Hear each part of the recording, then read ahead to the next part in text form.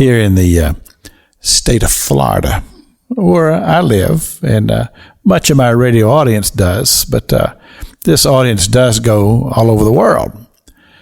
But the month of July, for those of us who live in the United States of America, is a very special month, because it's in the month of July, on the 4th of July, that we celebrate the founding of our great nation. And it was a time of men sitting in a very hot room, just hammering out the details. And I can only imagine what that must have been like. For those of you who live in other countries around the world, you have those type of things that's taking place in your nation and has established the government that you have. But here in America, we believe that our government is based upon freedom and faith. And I say faith because we have the ability here in America to express our faith and to express our belief in God. But as it is in any society, over a process of time, these things will be tested. And I believe that we are being tested. And I believe that it's a time in history for the populace, for society, to examine in their own hearts as to whether or not they believe in God, they believe in faith, and they believe in the ability to be able to live out your faith. To say, I believe that those concepts are being challenged. But here's the deal.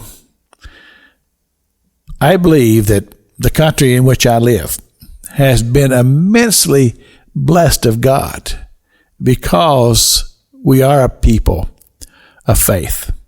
And we are a people who ask God to help us and ask God to lead us and to guide us into core values that are for the betterment of humanity and fellow citizens, as well as being those that would be looked upon by God himself and that he would be pleased.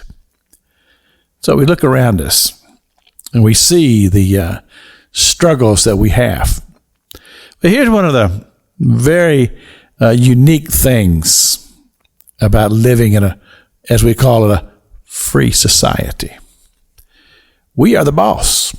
And that's one of the great things that we have in this country, is that we, the individual citizens, we are the boss.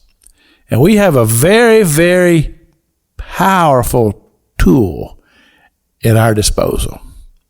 And that is simply the right to vote and to elect or unelect those who will serve us in government.